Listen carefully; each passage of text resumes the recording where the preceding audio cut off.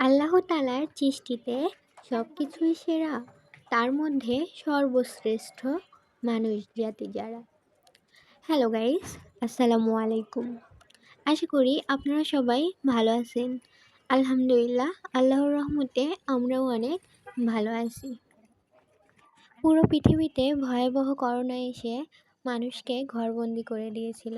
ঠিক ওই একইভাবে আবারও আমরা ঘরবন্দি হয়ে গিয়েছি। তবে এবার ঘরবন্দি হয়েছি করোনার জন্য না, কোঠা আন্দোলনের তীব্র ভয়াবহ পরিস্থিতিতে। আজ 2024 সালের 18ই জুলাই। সারা দিন জুড়ে ছিল এই রাস্তায় হাজার হাজার ছাত্রদের আন্দোলন। এখন রাত হয়েছে, তাই সব ছাত্ররা তাদের ঘরে ফিরে গিয়েছে। আবার তারা প্রস্তুতি নিচ্ছে কাল সকালে আন্দোলন শুরু করবে। ঢাকা শহরের যে রাস্তাগুলো জুড়ে সারাটা দিন যানবাহন আর মানুষের ভিড়ভাট্টা থাকতো, সেই রাস্তাটাই আজ বলে দিচ্ছে যে কোঠা আন্দোলনের ভয়াবহতা কতটুকু। ঢাকা শহরের রাস্তাঘাটগুলোতে রাত 12টা-1টা পর্যন্ত মানুষের ভিড়ভাট্টায় চলাচল করাই কষ্টকর হইতো। সেই এখন মাত্র বাজে রাত 7টা, একটাও বড় বড় গাড়ি নেই। দুই একটা রিক্সা চলাচল করছে তাদের পেটের দায়ে। শুনশান এই রাস্তায় বের হতেই মানুষজন ভয় পাচ্ছে, যেন কখন কে পিছন থেকে আক্রমণ করবে। আন্দোলনের সময় শুধু এই ঢাকা শহর না, আরও অনেক এলাকায়ই আন্দোলনের ভয়াবহ পরিস্থিতি। এই পরিস্থিতিতে সারাদিন বাসায় বসে বসে চিন্তাভাবনা করতাম যে আবার যেন কতজনের প্রাণ চলে যাচ্ছে। সারাদিন পর একটু সন্ধ্যার পরে পরিস্থিতি স্বাভাবিক হয়েছে, একটু বাইরে বের হয়েছি, কিছু কেনাকাটা করছি। কেনাকাটা সেরে আবার বাসার দিক রওনা দিব। রাস্তায় একটু ঝালমুড়ি পেয়ে ঝালমুড়ি খাচ্ছি দুইজন। ঝালমুড়ি খেতে খেতে দুজন আবার বাসায় চলে আসি। ভিডিওর শুরুতেই বলেছিলাম একটা কথা, যে আল্লাহ তাআলার সৃষ্টিতে সব কিছুই সেরা, তার মধ্যে সর্বশ্রেষ্ঠ মানুষ জাতি যারা। হ্যাঁ, আল্লাহ তাআলা এই পৃথিবীতে মানুষ জাতিকে সর্বশ্রেষ্ঠ জীব হিসেবে সৃষ্টি করেছে। আজকে 18ই জুলাই 2024 সাল। আজকের এই দিনটিতে 2006 সালে আমার বাবা মার কোল জুড়ে আমি এই পৃথিবীতে জন্ম নেই। আজকে আমি 18 বছরে পা দিয়েছি। আমার 18 বছর উপলক্ষে বাসায় কিছু রান্নাবান্নার আয়োজন করেছি। প্রতি বছর এই দিনটিতে আমার আব্বু এবং মা আমার পছন্দের খাবারগুলো নিজে হাতে রান্না করে খাওয়াতো। আজকে আমাকে নিজেই রান্না করে খেতে হচ্ছে। এই বাংলাদেশের ভয়াবহ পরিস্থিতিতে আমি নিজেও বাড়িতে যেতে পারিনি, আবার আমার আব্বু আম্মু আমার কাছে আসতে পারেনি। কি আর করা, পরিস্থিতির শিকার সবাই। যাই হোক, আল্লাহর কাছে সবসময় চাই আল্লাহ তাআলা যেন যাদের ওসিলাতে এই পৃথিবীতে আমাকে পাঠিয়েছে, সেই আব্বা এবং মাকে যেন সবসময় ভালো রাখে এবং সুস্থ রাখেন।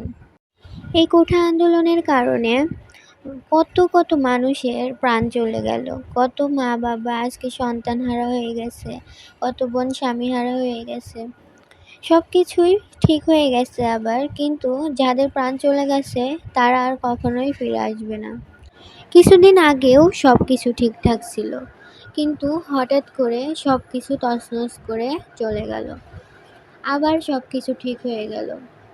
কী থেকে কী হয়ে গেল, যাদের হারিয়েছে শুধু তারাই বুঝতে পারতেছে যে তাদের কত কী হারিয়ে ফেলেছে। কথা বলতে বলতে আমি অনেক কিছুই রান্না করে ফেলেছি। আবার এই যে পিঠা বানাচ্ছি, 2-3 রকমের পিঠা বানিয়েছি সাজ কাটিয়ে, সুন্দর সুন্দর ছোট ছোট গোল গোল লাভ আকৃতি, আবার স্টার আকৃতি, বৃত্ত আকৃতি, এরকম অনেক রকমের পিঠা বানিয়েছি। সেগুলো ভেজে নিচ্ছি। আবার কিছু সিঙ্গারা বানিয়েছি, সব কিছু ভেজে নিচ্ছি। এই তো আমার ডিজাইন করা পিঠা। তারপর বাড়িতেই একটু হালিম রান্না করেছি। হালিমগুলো ডিজাইন করছি। তারপর আমার হাজবেন্ড আমার জন্য পিৎজা নিয়ে এসেছে।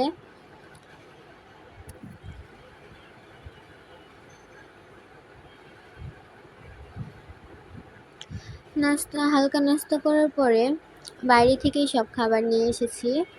বিরিয়ানি নিয়ে এসেছিল, সেগুলো আমি পরিবেশন করে খাওয়া দাওয়া করে উঠি। দুজন খাওয়া দাওয়া করার পরে আমার জন্য আরেকটা সারপ্রাইজ আছে, সেটা আমি জানতামই না। আমার হাজবেন্ড আমার জন্য একটা কেক নিয়ে আসে।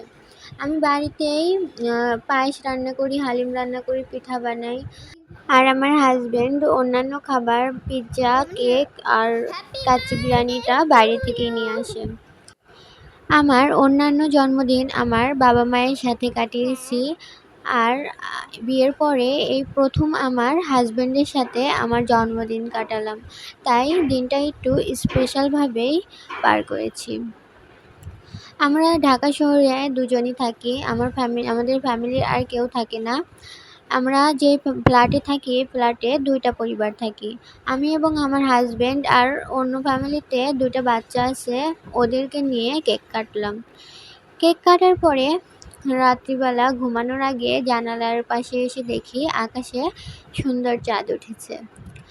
চাঁদের সাথে একটু ঢং করে করে ছবি তুললাম। সবাই আমাদের জন্য আল্লাহ তাআলার কাছে দোয়া করবেন। এভাবেই যেন সারাটি জীবন আমরা একসাথে হাসি খুশি থাকতে পারি, সুস্থ এবং ভালো থাকতে পারি। পুরো ভিডিওটি দেখার জন্য সবাইকে অনেক অনেক ধন্যবাদ। ভালো থাকবেন সবাই। আসসালামু আলাইকুম।